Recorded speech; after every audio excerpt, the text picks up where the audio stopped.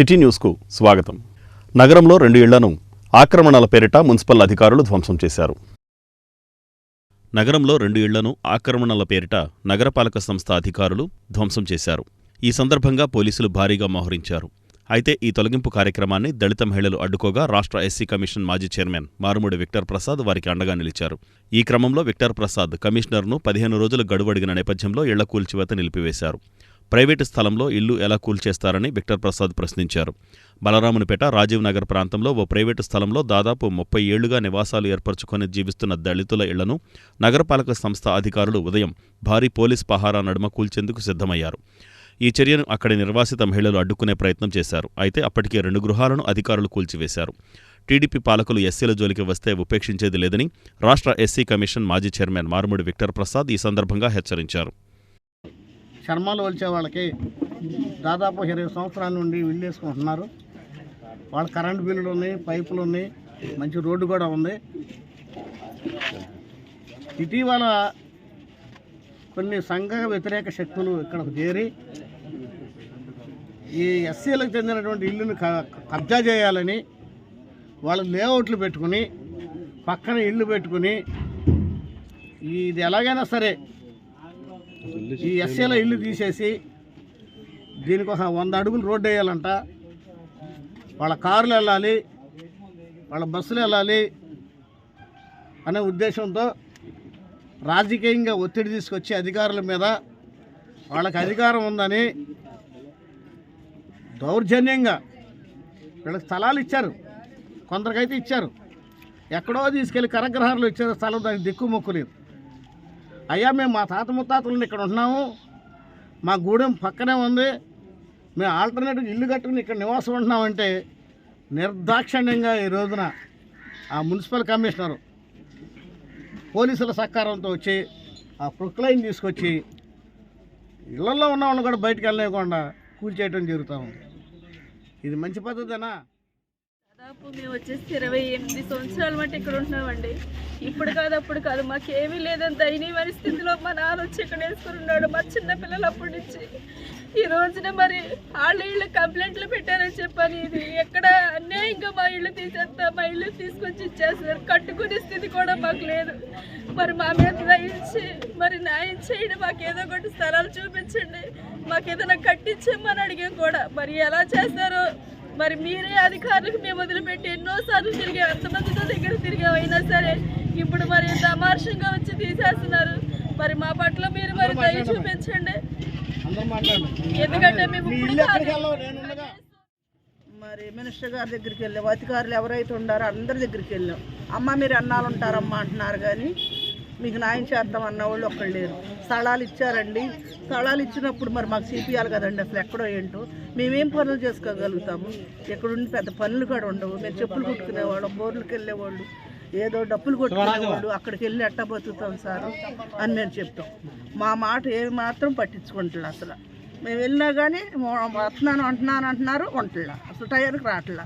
2 రోజులు చిన్న నసుకందులు నేసుకెళ్ళి 2 రోజులు ఏడుస్తూ ఉన్నాం. అందరం ఉండి తిరుగుతూనే ఉన్నాం. ఎవరు మా మాటే ఖాతరు చేయట్లేదు, అసలు లెక్కే చేయట్లేదు. మాకు అంత దూరం మేము ఎక్కడ వెళ్ళి ఉన్నామండి. స్థలాలు ఇచ్చాం. ఎన్ని కుటుంబాలు ఉన్నాయి ఇక్కడ? 15-20 ఇళ్ళు ఉండి, కానీ ముసలోళ్ళు మొత్తుకోళ్ళు వాళ్ళ పిల్లలు తీసుకెళ్ళారు. 20 ఇళ్ళు ఉండి, ఏనాడు నుంచో 30 ఏళ్ళ నుంచి ఇంటి పన్ను కట్టుకుంటా, కరెంటు బిల్లు కట్టుకుంటా మేము ఉన్నాం సార్. నేను ఏనాడో 30 ఏళ్ళ నాడు వేసాను సార్ ఇల్లు. నా భర్త కాడ చనిపోయాడు, అయినా సరే ఏమాత్రం కాడ జాలిదయ్యా 3 ఆడపిల్లలను వేసుకుని నానా బాధలు పడతా ఉంటా సరే. ఈ అధికారి వచ్చి ఇటు వచ్చి మీరు ఎట్ట ఉంటున్నారమ్మా ఈ నెలలో అన్నవాళ్ళు లేరు, సొన్నం కొట్టించిన వాళ్ళు లేరు, ఒక మందు కొట్టించిన వాళ్ళు లేరు. ఏమాత్రం కూడా మమ్మల్ని అసలు ఈ ప్రభుత్వం అసలు ఏం పట్టించుకోవట్లేదు సార్. మాకు అది టైం ఇచ్చి న్యాయం చేస్తే మాకు ఎక్కడన్నా ఇస్తే తాళాలు. రాజుపేటలో పునర్నిర్మించిన ప్రాచీన రామాలయంలో విగ్రహాల ప్రతిష్ఠ కార్యక్రమం వైభవంగా నిర్వహించారు. రాజుపేటలో పునర్నిర్మించిన ప్రాచీన రామాలయంలో విగ్రహాల ప్రతిష్ఠా కార్యక్రమాలు వైభవంగా జరిగాయి. రాజుపేట చెక్కలమేడ వీధిలో సుమారు 110 సంవత్సరాల ప్రాచీన దేవాలయం జీర్ణోద్ధరణ అనంతరం అత్యంత శోభాయమానంగా నిర్మించిన నూతన దేవాలయంలో శ్రీ సీత, శ్రీ కోదండరామచంద్రమూర్తి, శ్రీ లక్ష్మణస్వామి, శ్రీ ఆంజనేయస్వామి విగ్రహాలు, పంచలోహ విగ్రహములు ప్రతిష్ఠా కార్యక్రమాలు వైభవంగా నిర్వహించారు. భద్రాద్రికి చెందిన విష్ణు, టీటీడీ వేద పండితులు, వేదరత్నాకర, విష్ణుభట్ల సూర్యనారాయణ శర్మ బృందము, ఆలయ అర్చకుడు లక్కావజ్జుల రామకృష్ణ శాస్త్రి ఆధ్వర్యంలో ఈ ప్రతిష్ఠా కార్యక్రమాలు ఘనంగా జరిపారు. ప్రతిష్ఠ అనంతరం అన్నదానం నిర్వహించారు. పెద్ద సంఖ్యలో భక్తులు ఈ కార్యక్రమంలో పాల్గొన్నారు. ప్రయత్నం జరుగుతుంది, అందరూ దర్శనం చేసుకోవచ్చు, హడావిడి. ఇటువంటి మంచి శుభతరుణంలో మన తెలుగు రాష్ట్రాలలో అత్యంత ప్రాచీనమైన, అత్యంత మహత్తరమైన మాహాత్మ్యం కలిగినటువంటి రామదాసు గారిచే నిర్మించబడినటువంటి క్షేత్రం భద్రాద్రి రామాలయం. భద్రాచలంలో సీతారాముల దేవాలయం చాలా ప్రాచీనమైనది, అత్యంత విశిష్టమైనది, మనందరికీ తెలుసు.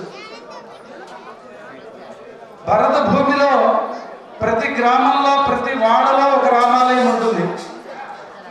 మన అందరికీ మూలాధారం ఎక్కడి నుంచి వస్తుంది అంటే, భద్రాచలంలో రాముల వారి కళ్యాణం ఎప్పుడు చేస్తున్నారో శ్రీరామనవమి కళ్యాణం మనం అప్పుడే చేసుకుంటాం. అంత విశిష్టమైన దేవాలయం నుంచి ఈ రోజున మన ప్రతిష్ఠితమైనటువంటి దేవతామూర్తులకు పట్టు వస్త్రాలు, ఆభరణాలు, స్వామివారి దివ్య అనుగ్రహంతో అక్కడ పూజ చేసి అక్కడ నుంచి ఈ స్వామికి కొన్ని శక్తుల్ని కరెక్ట్గా సంవత్సరం పూర్తయిన తర్వాత మన క్షేత్రంలో ఉన్నటువంటి రామచంద్రమూర్తి కూడా తిరిగి తన ఆలయాన్ని అద్భుతంగా నిర్మించుకున్నాడు. ఆనాడు భద్రాద్రి క్షేత్రంలో కూడా ఎంతో విశేషంగా ఆ రామదాసు గారు ఆలయాన్ని నిర్మించారు. భక్తులందరి నుంచి కలెక్ట్ చేసినటువంటి ధనంతో ఆనాడు 6 లక్షల వరహాలు అయ్యాయట రామచంద్రమూర్తి యొక్క ఆలయాన్ని నిర్మించడానికి. అలానే భద్రాచలంలో ఎలాగైతే నిర్మించుకున్నారో ఆ భక్తులందరిలాగానే మీరంతా కూడా మీ మధ్యలో ఉన్నటువంటి రామచంద్రమూర్తి. నాకు తెలిసి 150 సంవత్సరాల క్రితం నుంచి స్వామి ఇక్కడ వేయించేసి ఉన్నారని తెలిసింది. ఇక్కడ ఉన్నటువంటి చాలామంది మీ చిన్న ఏజ్ నుంచి కూడా స్వామి చూస్తుంటారు. చూస్తూనే ఆ స్వామితోనే మాట్లాడుతూనే ఉంటుంటారు. మాట్లాడటం అంటే కలిసి ఉంటే ఇలా ముందు నిల్చొని మాట్లాడుకోవడమా కాదు కదా. మనకి ఏ నష్టం వచ్చినా, సుఖం వచ్చినా, దుఃఖం వచ్చినా మనం ఎవరి పేరు చెప్పుకుంటాం, ఎవరి పేరు తలుస్తాం? రామ అంటాం. ఇంట్లోని తడి చెత్త నుండి వచ్చే వ్యర్థాలతో కంపోస్టు తయారు చేయవచ్చని జిల్లా కలెక్టర్ డీకే బాలాజీ తెలిపారు. ఇంట్లోని తడి చెత్త నుండి వచ్చే వ్యర్థాలతో కంపోస్టు ఎరువు తయారు చేయవచ్చని జిల్లా కలెక్టర్ డీకే బాలాజీ తెలిపారు. నగరంలోని వివిధ ప్రాంతాలలో ఈ విధంగా వ్యర్థాల నుంచి రూపొందించిన కంపోస్టు ఎరువులతో పలు రకాల మొక్కల పెంపకాన్ని ఆయన పరిశీలించి పలువురు గృహిణులకు స్వచ్ఛాంధ్రప్రదేశ్ ప్రశంసా పత్రాలు అందజేసి వారిని అభినందించారు. ఇళ్లలో తడి చెత్త, పొడి చెత్తలను వేరుచేసి తడి చెత్తతో కంపోస్టు ఎరువు తయారు చేసి వివిధ రకాల మొక్కలు పెంచుతున్న రైల్వే స్టేషన్, గొడుగుపేట తదితర ప్రాంతాలలో నివాస గృహాలను ఆయన సందర్శించి వారిని అభినందించారు. ప్రతి నెల 3వ శనివారం స్వచ్ఛాంధ్రప్రదేశ్ నిర్వహిస్తున్నామన్నారు. మున్సిపల్ కమిషనర్ బాపిరాజు తదితరులు ఈ కార్యక్రమంలో పాల్గొన్నారు. ఈరోజు ఆంధ్రప్రదేశ్ ప్రభుత్వం స్వచ్ఛ ఆంధ్ర 2వ విడత అంటే లాస్ట్ మంత్ నుంచి ప్రతి నెల 3వ శనివారం నందు స్వచ్ఛాంధ్ర కార్యక్రమం నిర్వహించాలి అని ప్రభుత్వం నిర్ణయం తీసుకుంది. దీంట్లో భాగంగా ఈరోజు మనము సోర్స్ సెగ్రిగేషన్ అంటే తడి చెత్త, పొడి చెత్తను వేరువేరే చేసేది, మళ్ళీ మన తడి చెత్తను మనము ఇంటి వద్దనే కాంపోస్ట్గా తయారు చేసుకునేది ఈ నెల థీమ్ అన్నమాట. దీంట్లో భాగంగా మన మచిలీపట్నంలోనే ఆదర్శవంతంగా పనిచేసే సౌదామణి గారు ఇక్కడ ఉన్నారు. గొడుగుపేటలో ఉన్నాము. యాక్చువల్లీ వాళ్ళ ఇంటిపైన ఉన్నది ఒక 50 గజాలు స్థలం అంతే. 50 గజాల స్థలంలో మీరు యాక్చువల్లీ చూడొచ్చు ఎంత బాగా చక్కగా చేశారని. అంటే సౌదామిని గారు మన మచిలీపట్నం నగరపాలక సంస్థకు కొంచెం కూడా చెత్త ఇవ్వరు అనమాట యాక్చువల్లీ. ఎందుకంటే వాళ్ళే ఆ చెత్తతో, అంటే అది తడి చెత్తతో వాళ్ళే కాంపోస్ట్గా తయారు చేసి వాళ్ళ ఇంటిపైనే సో ఇలా ఒక మంచి గార్డెన్ తయారు చేశారు. అదంతే కాకుండా ఏమీ వేస్ట్ చేయకూడదు అని కొన్ని చోట్లయితే మనం ఇలాంటి ప్లాస్టిక్ అంతా కూడాను పారేస్తాం యాక్చువల్లీ, దాంట్లోనే ఒక మొక్క పెట్టేశారనమాట యాక్చువల్లీ. సో అసలు మనకి ఇది ఒక జీరో వేస్ట్ కాన్సెప్ట్ ఇది యాక్చువల్లీ. అంటే వీళ్ళ ఇంటి నుంచి మనకేం మచిలీపట్నం సంస్థకు, నగరపాలక సంస్థకు ఏం చెత్త రాదు. సో అంటే మన చెత్త, మన ఎరువు, మన మొక్క, మన బాధ్యత అనే ఒక నినాదంతో ఈ ఒక మంచి కార్యక్రమం చేస్తున్నారు. సో సౌదామిని గారికి మనము ఈరోజు మచిలీపట్నం కార్పొరేషన్ తరపున, కృష్ణా జిల్లా తరపున స్వచ్ఛ మచిలీపట్నం ఛాంపియన్ అని ఈరోజు అవార్డు కూడా ఇస్తున్నాము. రావటం చాలా సంతోషంగా ఉంది. కానీ ఇలా ప్రతి ఒక్కళ్ళు పెంచుకుని మన ఈ తడి చెత్త, పొడి చెత్త అనేది మన ఇంట్లోనే కంపోస్ట్ చేసుకుని ప్రతి ఒక్కళ్ళు ఆరోగ్యంగా ఉండాలి, ఈ మొక్కలు పెంచుకుని నా కోరిక. అలా అందరూ చేస్తారని ఆశిస్తున్నాను. 5-6 సంవత్సరాల నుంచి చేస్తున్నాను. రోజుకి పొద్దునపూట 1 గంట, సాయంత్రం పూట 1 గంట చేస్తాను. ఎందుకు చేయాలి అనిపించింది మీకు ఇది? ఎందుకు చేయాలనిపించింది అంటే, ఇప్పుడు బయట కాయగూరలు పళ్ళు తింటే ఆరోగ్యానికి కొంచెం అది ఇది అంటున్నారు. అదేదో మనమే పండించుకుని మనమే తింటే ఆరోగ్యం ఉంటుంది, మనశ్శాంతి ఉంటుంది. గార్డెన్లోకి వస్తే 1 గంట సేపు అటు ఇటు తిరిగిన మనశ్శాంతి ఉంటుంది, ఆరోగ్యం ఉంటుంది. మన పంట మనమే తినొచ్చు. అది ఒక ఫ్రూట్ వచ్చినా సరే అది మనం తింటే అది ఆనందం కదండి. అందుకనే అలా ఉద్దేశంతో నేను ఇది పెంచుతున్నాను అనమాట. ఇప్పుడు బయట కాయగూరలు అనేది మేము కొనం, ఏదో వారానికి 1-2 సార్లు కొంటాం తప్ప చాలా వరకు ఈ ఆకుకూరలు, కాయగూరలు, పళ్ళు మా గార్డెన్లోయే, టెర్రస్ మీదయే మేము తింటాం. అది మా ఇంటికి ఆరోగ్యం. అలాగే అందరూ ప్రతి ఒక్కళ్ళు చేయాలని, అలాగే ఆరోగ్యంగా ఉండాలని కోరుకుంటున్నాను. ఏమేమండి? కాయగూరలో వంకాయలండి, టమాటాలు, చిక్కుడుకాయలు, ఎండాకులను కిచెన్ వేస్ట్ని అంతా కలిపి కంపోస్ట్లా చేస్తామండి. చేసిన తర్వాత అది 3 నెలల తర్వాత చెట్లకు వేస్తామండి. అందరూ ఇది పాటించాలని నేను కోరుకుంటున్నాను. 20 years నుంచి చేస్తున్నాము. పూల మొక్కలు, చెట్లు, ఆకులు, అన్ని కూరగాయ మొక్కలు కూడా పెంచుతున్నాం. పరిసరాల పరిశుభ్రతతో ఆరోగ్యకరమైన సమాజం ఏర్పడుతుందని పర్యాటక శాఖ అధికారి జి లక్ష్మణరావు పేర్కొన్నారు. పరిసరాల పరిశుభ్రతతో ఆరోగ్యకరమైన సమాజం ఏర్పడుతుందని పర్యాటక శాఖ అధికారి జి లక్ష్మణరావు పేర్కొన్నారు. బస్టాండ్ సెంటర్లో నిర్వహించిన స్వచ్ఛాంధ్రప్రదేశ్ కార్యక్రమంలో ఆయన పాల్గొన్నారు. ప్రతి నెల 3వ శనివారం స్వచ్ఛ సేవా కార్యక్రమాలు నిర్వహిస్తున్నట్లు ఆయన తెలిపారు. ఈ సందర్భంగా టీడీపీ నాయకులు గొర్రెపాటి గోపీచంద్, కుంచే నాని, ఈశ్వర్ సుహాస్, రమేష్, పివి ఫణికుమార్ తదితరులు బస్టాండ్ సెంటర్లో రోడ్లను శుభ్రపరిచారు. అనంతరం స్వచ్ఛాంధ్ర ప్రతిజ్ఞ చేయించారు. ఆరోగ్యకరమైన జీవనం కోసం ప్రతి ఒక్కరూ పరిసరాల పరిశుభ్రత పాటించాలని ఈ సందర్భంగా వక్తలు పిలుపునిచ్చారు. స్వచ్ఛాంధ్ర ప్రతిజ్ఞ పూర్తి చేసుకున్నాం. ఇది ప్రతిజ్ఞలకే పరిమితం కాకుండా ప్రతి ఒక్కరూ కూడా కొంత సమయాన్ని కేటాయించి నా ఇల్లు బాగుండాలి, నా వీధి బాగుండాలి, నా ఊరు బాగుండాలి, నా రాష్ట్రం బాగుండాలి అనే ఒక కృత నిశ్చయంతో ప్రతి వాళ్ళు పనిచేసినట్టయితే తొందరలోనే మనం స్వచ్ఛాంధ్ర సాధిస్తాం.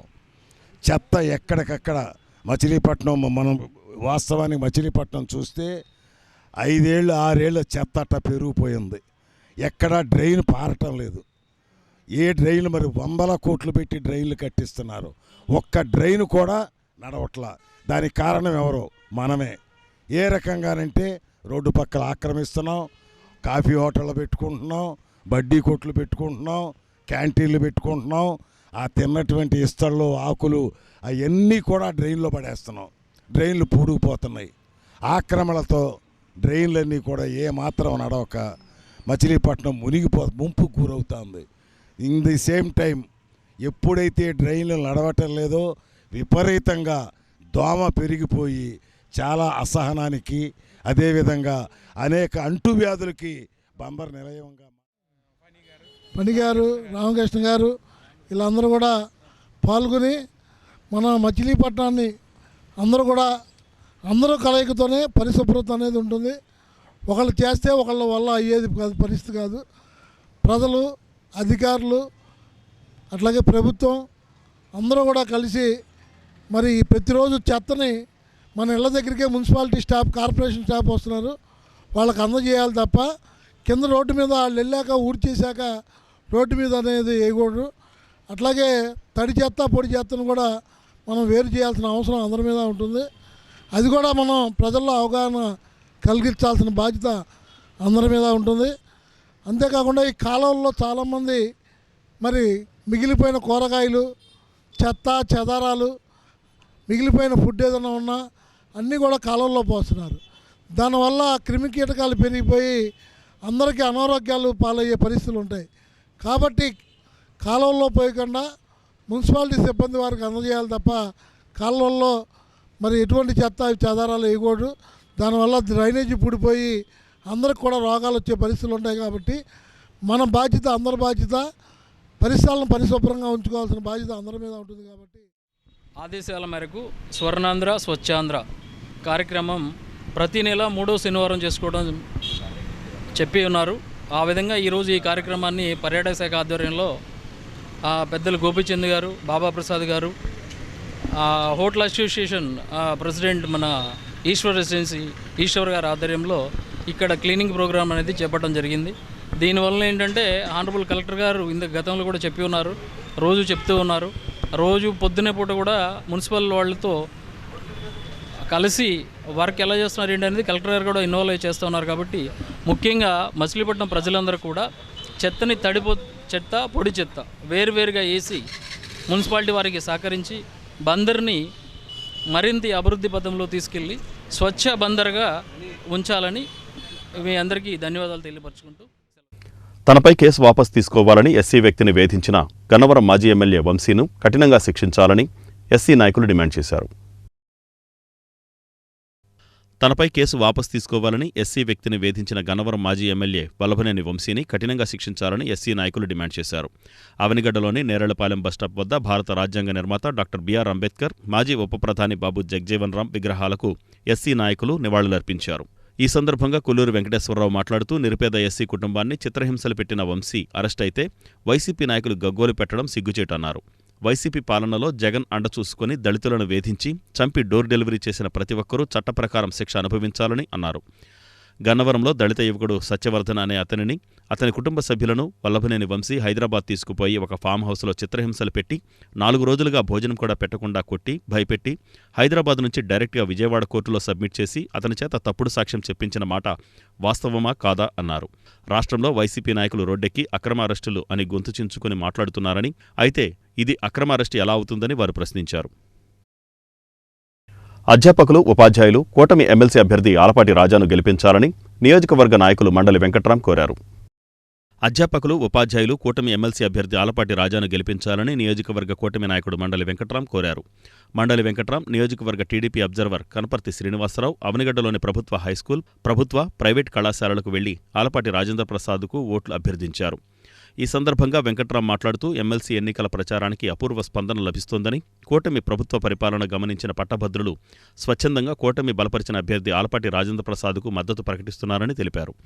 శ్రీనివాసరావు మాట్లాడుతూ ప్రభుత్వం మెగా డిఎస్సీ హామీ అమలులోకి తేవడంతో పాటు కానిస్టేబుల్, ఎక్సైజ్ పోలీస్ పోస్టులు భర్తీ చేయనున్నట్లు తెలిపారు.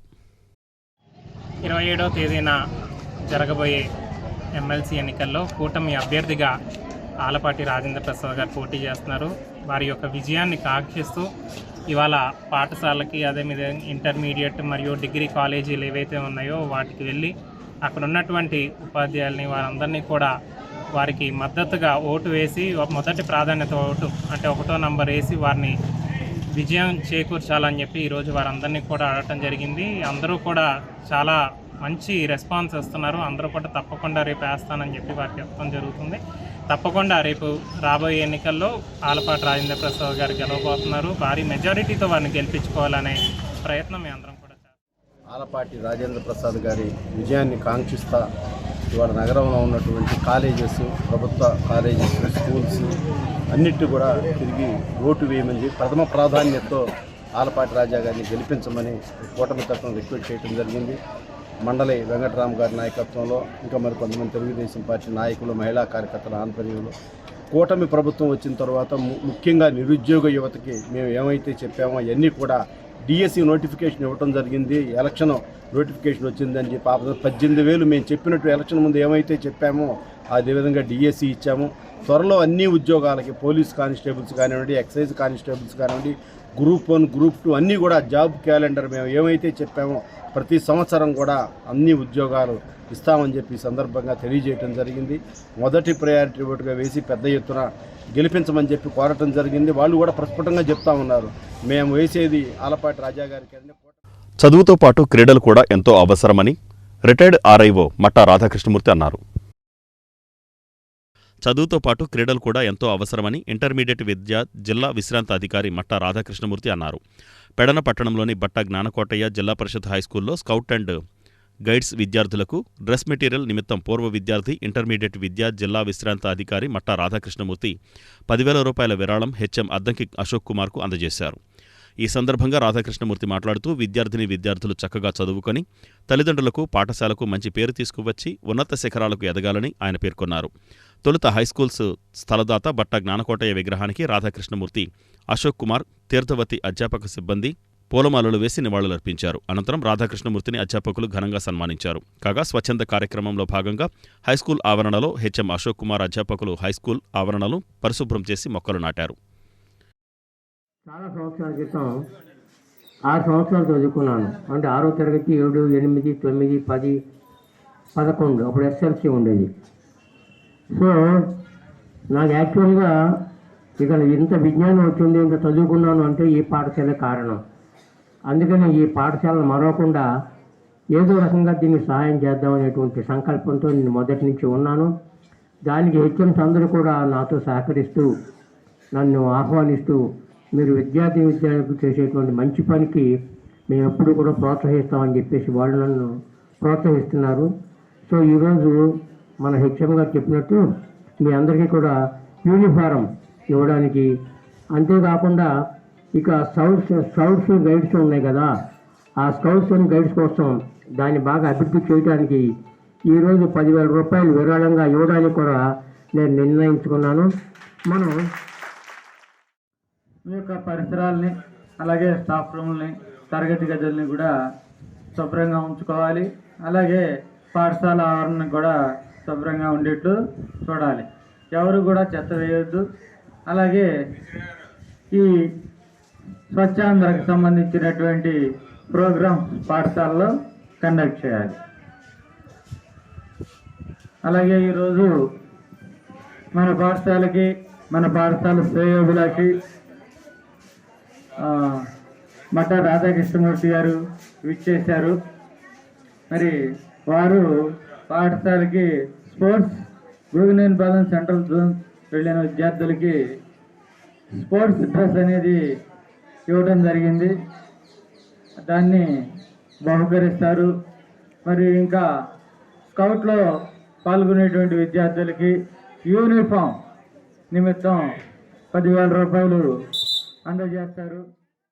ఈ వార్తలు ఇంతటితో సమాప్తం. నమస్కారం.